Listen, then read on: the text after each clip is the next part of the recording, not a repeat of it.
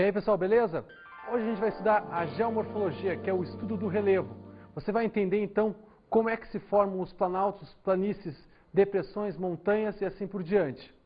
Você vai ver que existem diferentes processos que podem estar ligados à dinâmica interna da Terra e ligados à dinâmica externa da Terra.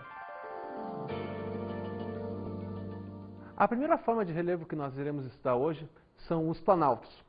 São superfícies que possuem característica basicamente de erosão, em detrimento da deposição. Ou seja, são áreas que normalmente tendem a perder mais sedimentos do que ganhar sedimentos. Os planaltos constituem maior parte do território brasileiro. Outra forma de relevo que você deve estudar são as serras. As serras, superfícies escarpadas, normalmente com grandes declividades, oriundas de dobramentos antigos, são importantíssimas no nosso estudo.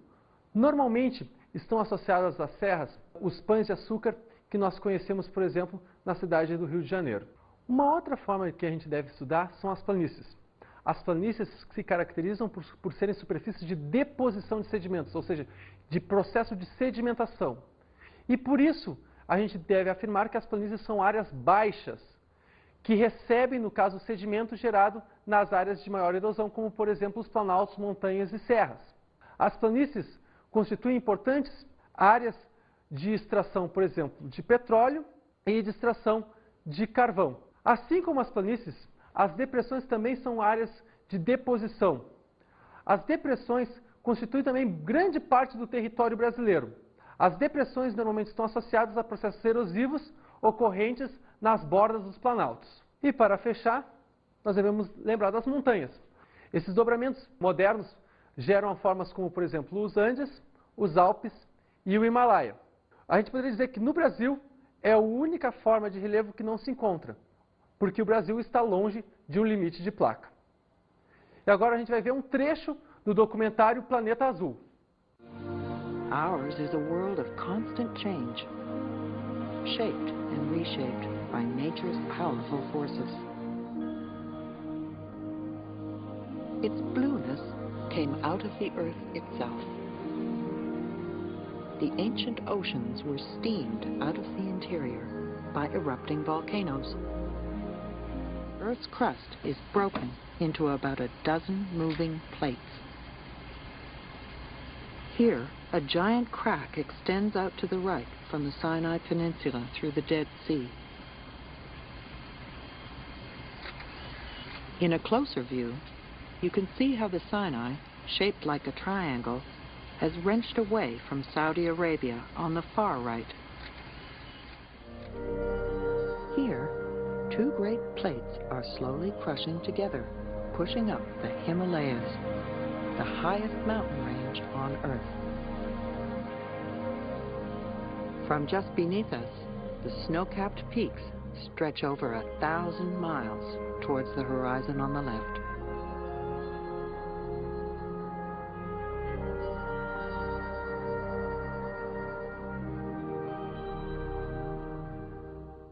Você viu aí que bonitas imagens desse documentário, onde você visualizou então um pouco disso que a gente falou agora no início da aula. Mas agora então vamos partir para os agentes internos do relevo. Os agentes internos do relevo, também conhecidos como agentes endógenos, são agentes ligados a, no caso, a dinâmica interna da Terra, ou seja, ligado à dinâmica do núcleo, do manto e também da crosta terrestre, propriamente dito. Esses agentes são importantíssimos na formação do nosso relevo. Um bom exemplo disso é o que a gente chama de tectonismo. O tectonismo atua sobre a Terra basicamente sob duas formas, orogênese e pirogênese. Sobre a orogênese, é importante destacar que ela está normalmente ligada aos dobramentos modernos. A orogênese são os movimentos horizontais da Terra que acabam gerando soerguimentos, ou seja, o movimento das placas tectônicas que se chocam, ou seja, o movimento horizontal, acaba gerando o consumo de uma placa e o dobramento de outra placa. Lembre bem, o termo oro quer dizer o quê? Sempre quer dizer montanha. Então, quando a gente fala orogênese, a gente está falando em gênese, ou seja, nascimento de montanhas. O outro evento conhecido como epirogênese, na verdade está ligado a movimentos verticais da crosta, ao contrário do que eu falei antes sobre orogênese. Esses movimentos verticais da crosta acontecem de que forma? Bom, pense em um copo de gelo, com 3 pedras de gelo, na verdade. Se você pressiona a pedra do meio, o que acontece com as outras pedras? Elas soerguem. É o mesmo princípio que gera, no caso, os movimentos epirogenéticos, que podem gerar planaltos em bacias sedimentares. Falando agora sobre vulcanismo. Cabe dizer que algumas áreas, como o Planalto da Bacia do Paraná, também conhecido como Planalto Meridional, foram formados por vulcanismos existentes quando da separação do Gondwana. Esse vulcanismo gerou uma extensa camada de lava, que depois, por movimentos epirogenéticos, deu forma a este planalto. O vulcanismo acontece normalmente em locais de limites de placa, sejam eles divergentes ou convergentes. Quando uma placa pressiona a outra, faz com que o magma que está no manto seja pressionado e queira extravasar. É isso que acaba gerando os vulcões que a gente tanto conhece, que normalmente, como eu disse, estão associados a limites de placas. Já, por exemplo, em limites divergentes, o que acontece? Acontece a separação e aí o magma ele entra facilmente sobre a superfície. Então, esse vulcanismo ele é de fundamental importância, então, na construção de alguns relevos na Terra. Normalmente, associado ao vulcanismo, nós temos as rochas basálticas. Um outro fator ligado à dinâmica interna da Terra são os abalos sísmicos, muito mais conhecidos como terremotos. Além de, infelizmente, causar grandes catástrofes, destruindo cidades, os terremotos se constituem um importante fator na construção do relevo terrestre, na medida que desagregam rochas e, assim, acabam gerando algumas formas ligadas, no caso, à dinâmica de terremotos. E agora, então, nós devemos partir para o entendimento dos agentes externos do relevo. Os agentes externos do relevo, também conhecidos como agentes exógenos, acabam transformando as formas de relevo geradas pelos agentes internos. Ou seja, a gente poderia dizer que os agentes internos do relevo têm a tendência de fazer com que as formas soergam, aumentem. Agora, a dinâmica externa da Terra vai gerar o quê? Vai gerar o desgaste dessas rochas. A gente poderia dizer o seguinte, poderia dizer então que o grande fator que está ligado à dinâmica externa do relevo, no caso é o clima. O clima é o principal determinante na dinâmica externa da Terra. O clima, através de alguns elementos, seus elementos como umidade e pressão, vai modificar algumas das formas existentes na Terra. Um dos principais agentes externos do relevo é o intemperismo, ou seja, é o desgaste provocado pelos fatores ligados à dinâmica externa da Terra sobre as rochas, fazendo com que haja a desagregação das rochas. Esse material desagregado das rochas é o que a gente vai chamar de sedimento. O intemperismo ele pode ser visto sobre 3 formas. Sobre a forma de intemperismo químico, físico e biológico. Agora a gente vai estudar um pouco sobre o intemperismo químico. O intemperismo químico é a ação química sobre a rocha. O principal agente da ação química sobre a rocha é a água. Aí vale lembrar aquela regra do velho ditado popular: água mole em pedra dura, tanto bate até que fura. Essa regra é essencial para nós lembrarmos do intemperismo químico. A umidade é o grande fator do intemperismo químico. Quando a gente tem muita chuva, o que acontece? Acontece uma reação química nas rochas de modo a desagregar aquilo que a gente chama de sedimento. Então, o intemperismo químico tem a tendência de suavizar as formas, porque o material gerado pelo intemperismo químico normalmente é um material um pouco mais fino. A gente diria que o intemperismo químico mameloniza as formas, ou seja, gera formas mamelonares, mamelonares, ok? Então, se para nós termos intemperismo químico nós precisamos ter água, a gente pode dizer o quê? Que as áreas onde nós temos o intemperismo químico são áreas com grande quantidade de chuva. Ou seja, a gente poderia dizer que as áreas equatoriais e as áreas tropicais do planeta são áreas onde nós temos muito intemperismo químico. E por isso mesmo as formas geradas nessas áreas são formas arredondadas. Vale lembrar aí, então, de novo, do exemplo dos pães de açúcar na área da Serra do Rio de Janeiro, onde nós temos formas arredondadas. Sobre o intemperismo físico, nesse tipo de intemperismo nós temos o que como agente? Nós temos a dilatação e contração da rocha. Quando a rocha dilata, contrai muito intensamente, a tendência dela é fissurar. Normalmente, esse tipo de evento acontece aonde? Pensa bem comigo. Onde é que pode acontecer? Ora, ele normalmente acontece em áreas de grande amplitude térmica diária. Ou seja, qual é a área que a gente tem, então, grande amplitude térmica diária? Pensa bem, da aula de clima. Falou certo aí, desertos ou áreas semiáridas. Áreas onde a gente tem, no caso, durante o dia, temperaturas próximas a 35 graus, 40 graus, muitas vezes, e durante a noite temperaturas de 10 graus, ou às vezes até negativa. Então a rocha durante o dia ela expande e durante a noite ela contrai. E todo dia é assim. Aí o que vai acontecer com a rocha? A rocha vai fissurar e vai gerar um sedimento mais grosseiro com muitas arestas. Normalmente as formas geradas pelo intemperismo físico são formas mais, vamos botar aqui entre aspas, quadradas. São aquelas formas que você vê basicamente, por exemplo, nos filmes de faroeste, os filmes no Grand Canyon, ou seja, em áreas secas. Existem algumas áreas do país, como por exemplo em Vila Velha, no Paraná, que aquele tipo de que também tem essas formas geometricamente próximas a um quadrado ou retangulares. Mas naquela área hoje em dia não é mais deserto. Mas como a gente vê essas formas mais quadradas, a gente pode supor que aquela área já foi um deserto. Uma forma bem característica de intemperismo físico é o que a gente chama de Inselberg. Veja bem o nome, Inselberg. É que uma vez uma aluna minha chegou a mim, professor, no Nordeste brasileiro tem aquelas formas chamadas iceberg. Espera aí, se tivesse iceberg no Nordeste, seria a alegria do povo do sertão. Afinal, o iceberg nada mais é do que aqueles blocos de gelo que se desagregam das calotas polares.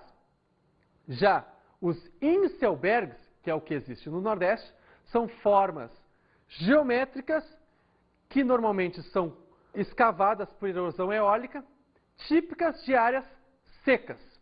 E o intemperismo biológico? Sobre o intemperismo biológico, cabe destacar então aí a ação das raízes das plantas. Como, por exemplo, você já deve ter visto que muitas vezes algumas árvores, com as suas raízes, fazem com que haja a abertura de solos e calçamentos. A mesma coisa acontece com as rochas. Essas raízes muitas vezes se expandem e, tracionando, acabam fissurando a rocha, gerando sedimentos. Outra coisa que deve se lembrar desse tipo de intemperismo é que ele é um intemperismo mais local. Ou seja, é a ação de uma espécie naquele ponto, ou seja, daquele local, gerando um sedimento naquele local. A gente não poderia dizer, então, que o intemperismo biológico ele tem uma característica mais macro. A gente diria que o intemperismo biológico ele tem uma característica mais micro. Após a desagregação das rochas gerada pelo intemperismo, nós temos os processos erosivos, que estão ligados, então, ao transporte desses sedimentos.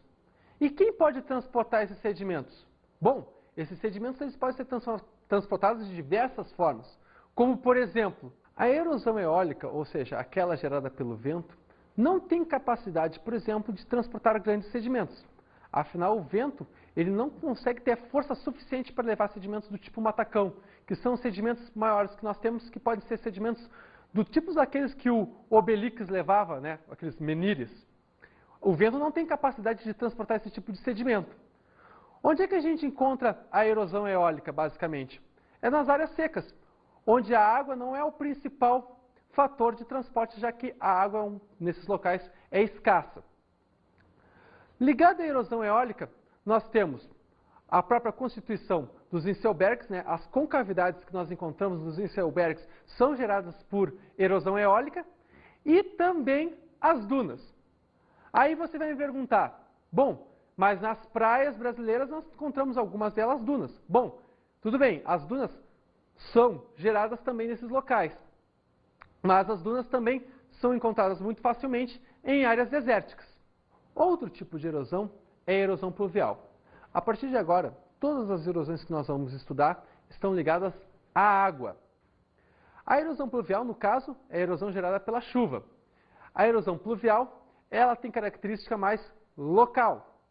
A erosão pluvial pode atuar tanto desagregando algumas rochas, como também gerando então os movimentos de massa, que são movimentos de solo.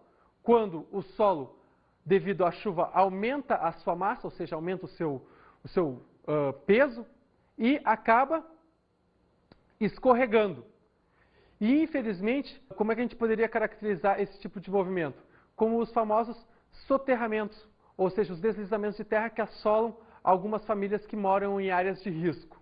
Um outro tipo de erosão é a erosão fluvial, ou seja, aquela gerada por rios.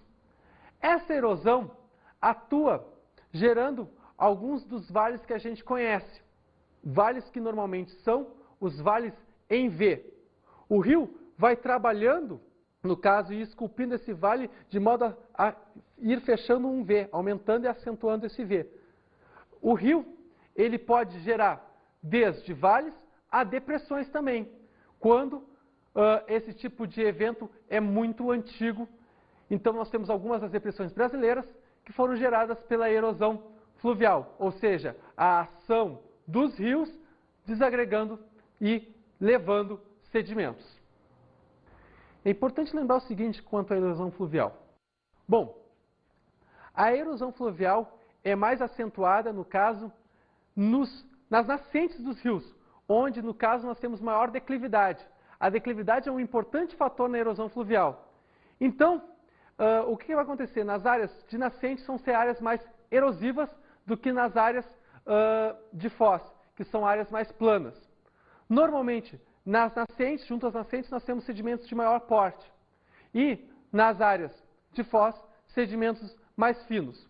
Normalmente, quando tu vai tomar banho, por exemplo, numa cachoeira, que normalmente é uma área mais íngreme, tu tem o piso normalmente cascalhento, ou seja, com cascalho.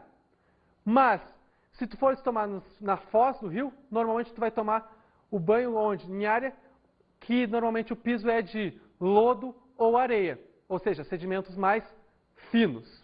Sobre a erosão glacial, então, é importante lembrar o seguinte, que esse tipo de erosão é o que consegue levar os sedimentos de maior porte, através do deslocamento de geleiras e também através das avalanches.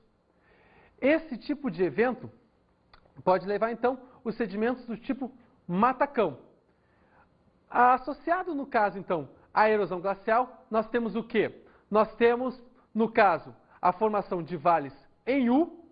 Você lembra que quando eu falei de erosão fluvial, a gente tinha os vales em V, ou seja, a capacidade erosiva de um rio é menor que a capacidade erosiva da geleira, que pode, no caso, conseguir, erodir mais as bordas, gerando então essa forma de U.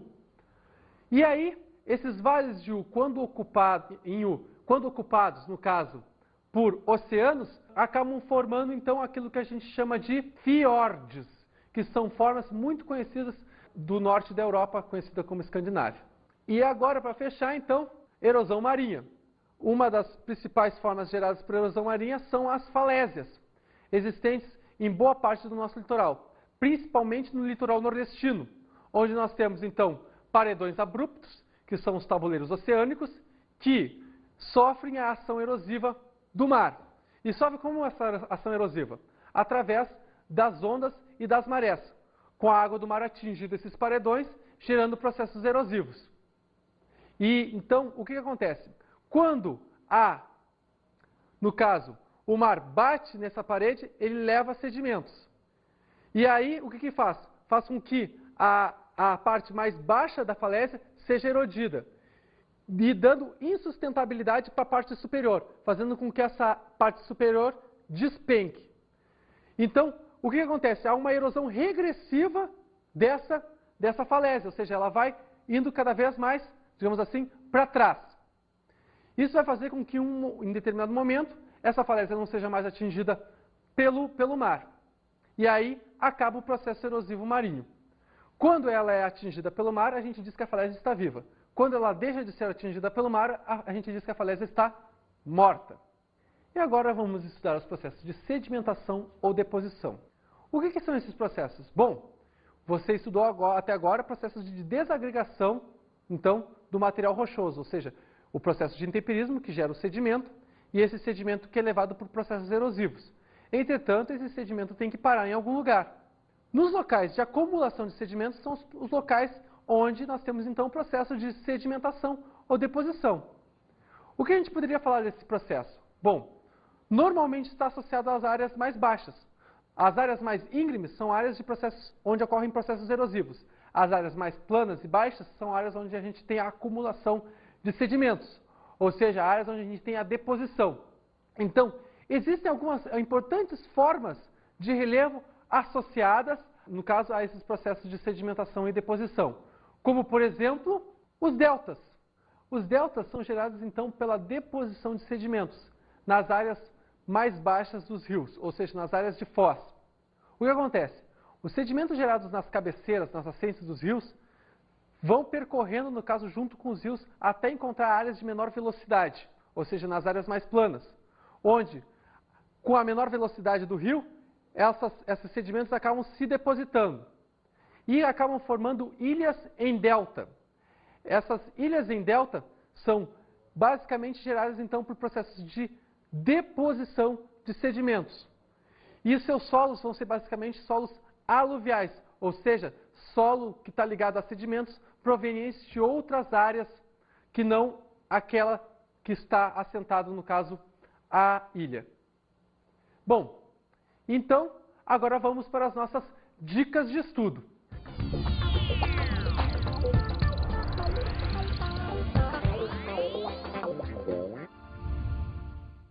Uma boa dica de estudo, pessoal, é o quê? É pegar e descrever algumas das paisagens existentes na sua cidade. Morros, planícies e assim por diante. E, de modo a depois, a você procurar, através dessa aula que a gente teve hoje, tentar descrever que tipo de processo erosivo que existe ali e assim por diante. Isso vai ser um importante complemento para o conhecimento dessa matéria. Então, pessoal, por hoje era isso. Até mais. Fui!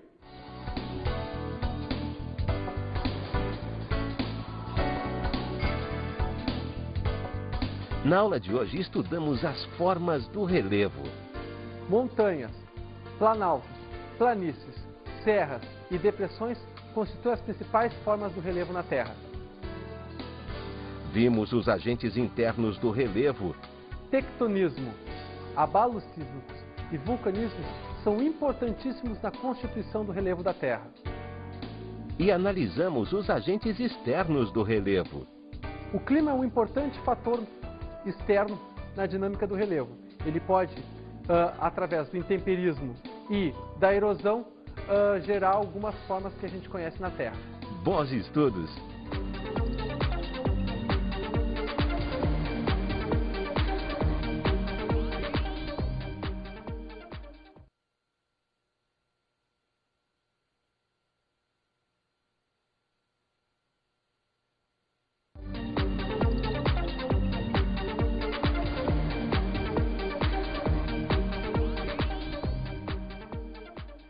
E aí, professor, tudo bom?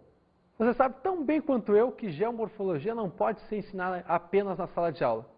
Nesse caso, se faz essencial a pesquisa de campo, um importante recurso didático, num caso como esse, para explicar processos erosivos existentes. Então, escolha um local de sua cidade e procure, então, desvendar os processos erosivos de modo a tornar mais didática a sua aula. Tá ok? Então tá. Até mais!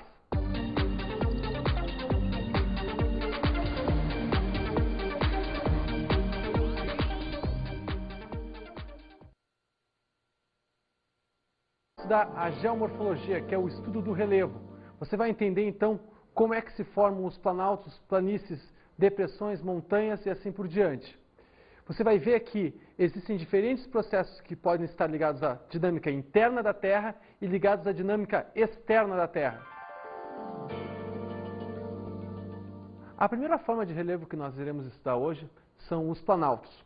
São superfícies que possuem característica basicamente de erosão, em detrimento da deposição. Ou seja, são áreas que normalmente tendem a perder mais sedimentos do que ganhar sedimentos. Os planaltos constituem maior parte do território brasileiro. Outra forma de relevo que você deve estudar são as serras. As serras, shaped and reshaped by nature's powerful forces. Its blueness came out of the earth itself. The ancient oceans were steamed out of the interior by erupting volcanoes.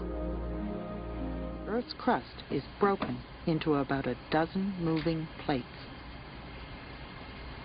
Here, a giant crack extends out to the right from the Sinai Peninsula through the Dead Sea. In a closer view, you can see how the Sinai, shaped like a triangle, has wrenched away from Saudi Arabia on the far right.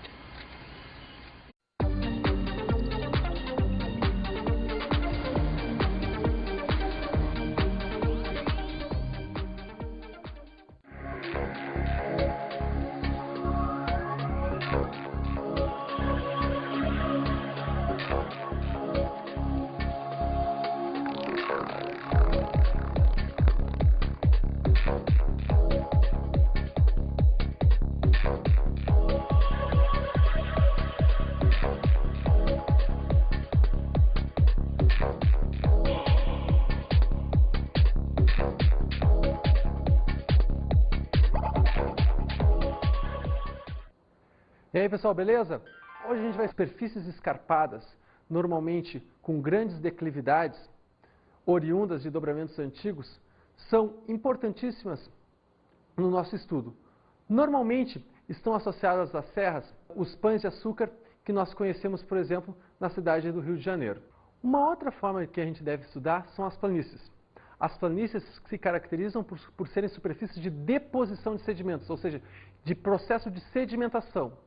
E por isso, a gente deve afirmar que as planícies são áreas baixas, que recebem, no caso, o sedimento gerado nas áreas de maior erosão, como, por exemplo, os planaltos, montanhas e serras. As planícies constituem importantes áreas de extração, por exemplo, de petróleo e de extração de carvão. Assim como as planícies, as depressões também são áreas de deposição. As depressões constituem também grande parte do território brasileiro. As depressões normalmente estão associadas a processos erosivos ocorrentes nas bordas dos planaltos. E para fechar, nós devemos lembrar das montanhas. Esses dobramentos modernos geram formas como, por exemplo, os Andes, os Alpes e o Himalaia. A gente poderia dizer que no Brasil é a única forma de relevo que não se encontra, porque o Brasil está longe de um limite de placa. E agora a gente vai ver um trecho do documentário Planeta Azul. Ours is a world of constant change,